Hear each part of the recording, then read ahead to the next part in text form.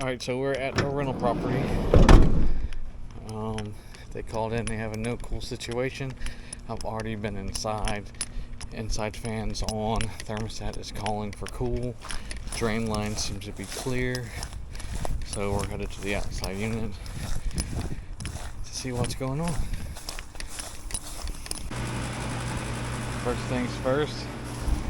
See the Soul Classic here. See what date we got.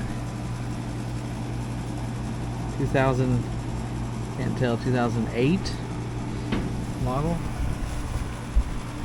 Alright, we're going to pop this cover off and we're going to check. Sometimes a lot of these older units have a little red button that resets from a high pressure outage. This off.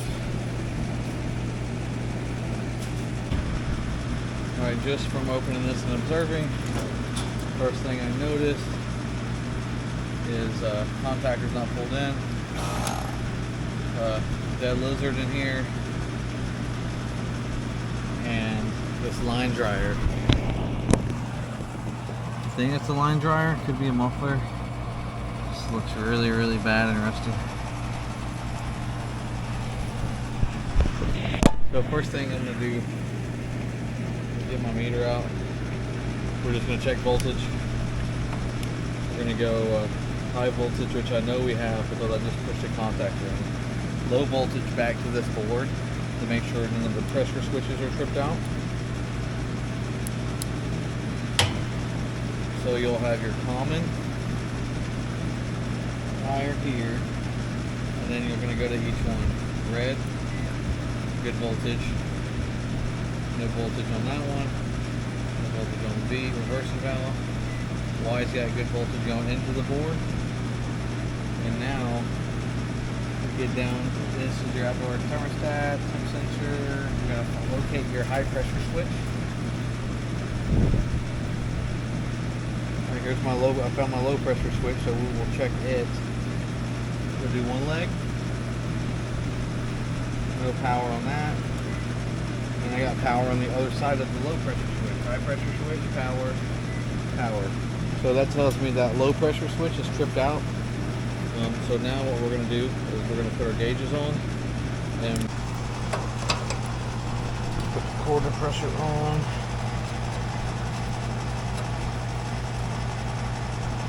Alright, then we'll get the other one, the probes. I'll start with the suction side.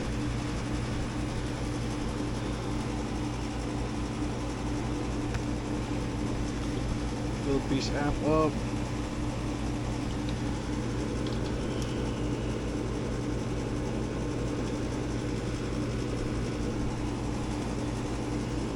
Come on, don't want to load.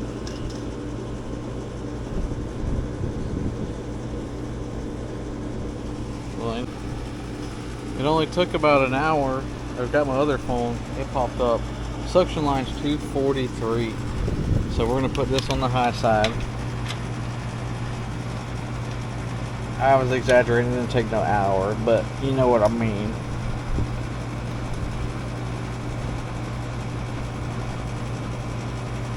Alright, high side's 242. We're going to temporarily bypass this low pressure switch, which is this black and pink wire right here. We're going to temporarily bypass this switch and see if we can't get it pulling like it should be. It could be a board issue, but it also could be low pressure switch issue. Well, if you want to verify that, you pull these prongs off right here, and then you ohm it out. You can check your resistance through the wires, and we'll do that now. Just to avoid getting shocked, first,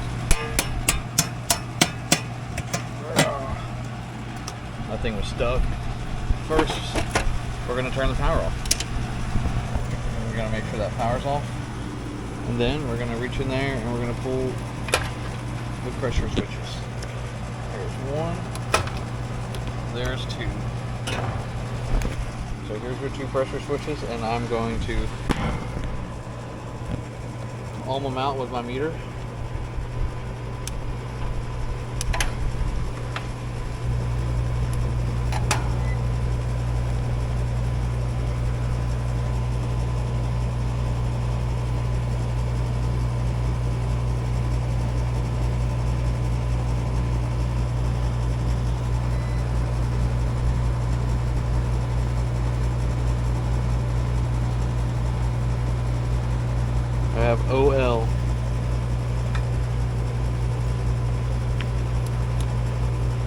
So that tells me that that pressure switch is bad.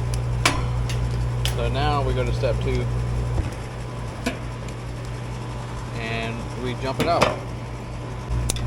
Boom. All we're going to do, I've just spliced into it, we're going to use the same old connectors. I'm literally just going to cut these wires and we're going to wire nut it together.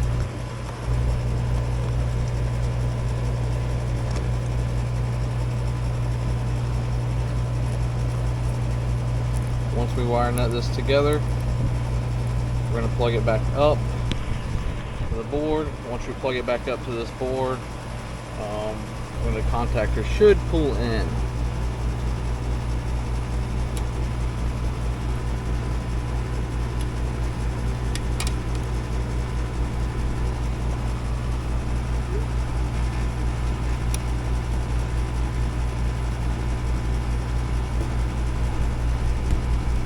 So we got power, we got the light blinking, the status light's blinking. You guys can see that. The status light's blinking here, and that's on standby. So now we're just gonna wait and see if it pulls through that board, because we did have a storm, so it could have messed up a few other things inside the system. So I'm getting power to the contactor now. Contactor's not pulling in. So what we are going to do, like I said, we had a storm. That board could also be messed up. What we're going to do is we're going to check the coil on this contactor.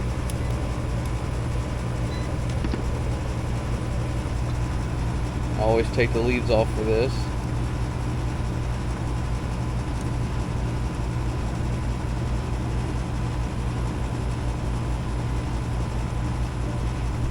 And it looks like we have a bad contactor.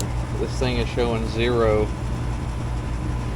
like 0.001. I'm just double checking our voltage. Alright, we're gonna go get a new contactor, put that on, and see if we're good to go. Now, if you have a label missing, you don't know exactly what contactor to put in. Most times on these littler systems, you're gonna have a 1.5 pole, which means it doesn't have 2 push downs, it just has 1, and then straight power going through one side. So you have a 1.5 pole, 40 FLA is the most common you'll put in, and that's what we're gonna do today. We're gonna throw this one in there and see how she runs.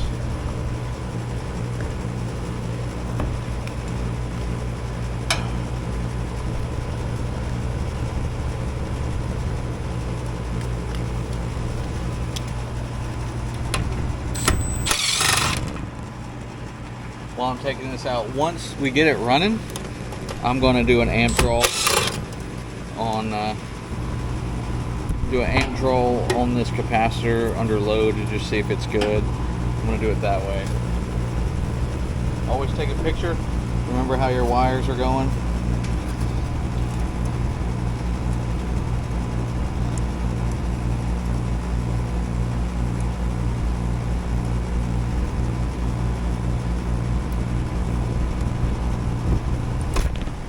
If you have any loose connections, either replace the spade ends or tighten it up. These things are so old, so a lot of times I break the ends off.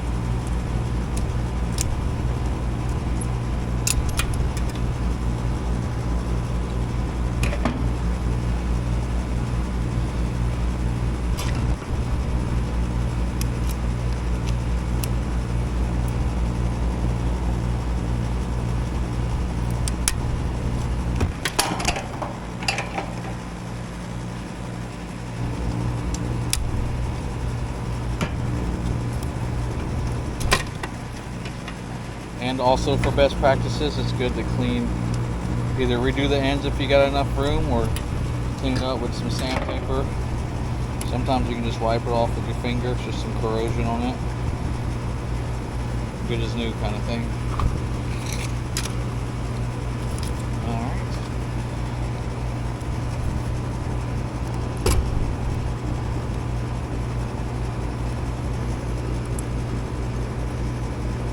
See, This is a little bit loose when I'm putting this thing back on. So we're just gonna pinch these in just a little bit, tighten it up.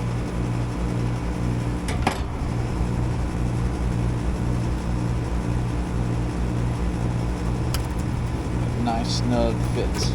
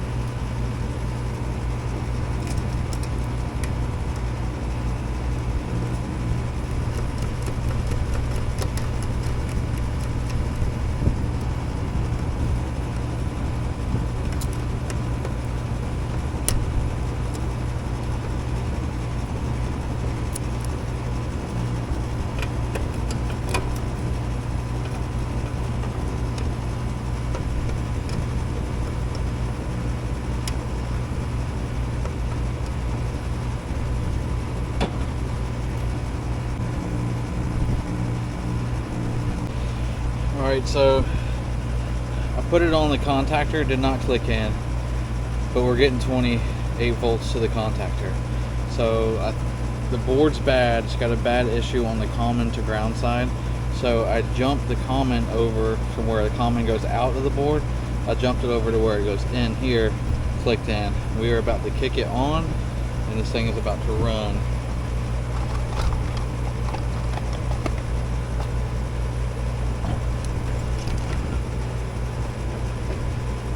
And then we'll check pressures. Ready?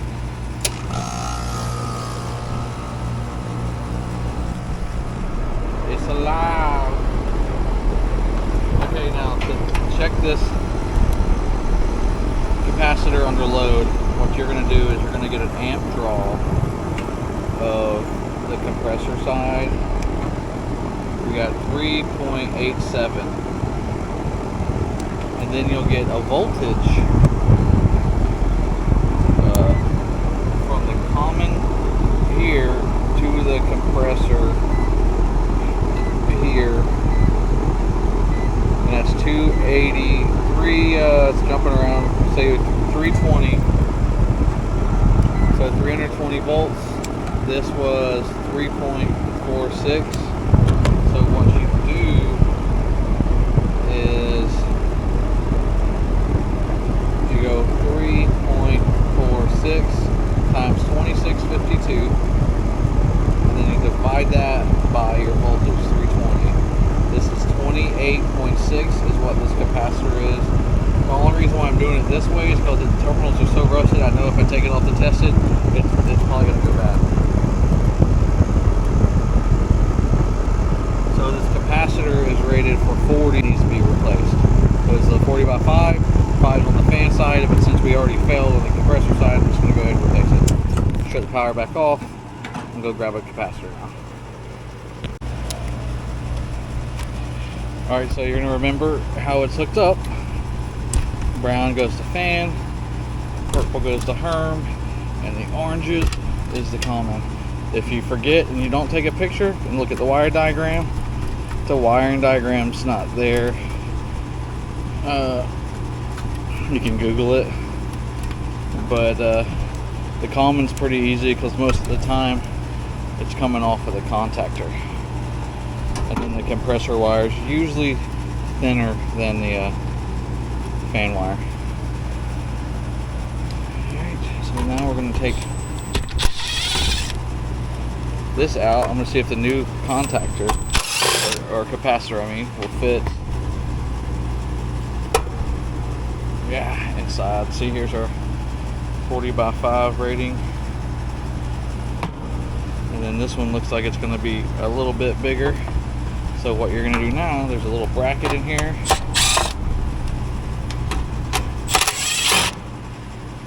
Take that off. Sometimes that bracket will pop out. Come on, pop out for me. There it goes. And you got a bigger hole underneath. So, shove that down and, oh, the hole is too big. When that happens, it kind of sucks. So the only thing I really can do is I'll leave it in the box and just lay it down in there. Check amp draws. I'm gonna go through this system. We got to quote the defrost board, so we'll try to come back also with the right size capacitor if need be. But right now we got to get the guest up and running. So this is good right here, and we're going to turn it on. We're going to check everything pressure wise. Alright, this is on, it's running, pressure's really looking good. We go inside and we'll check the temp split, make sure it's cooling on the inside efficiently.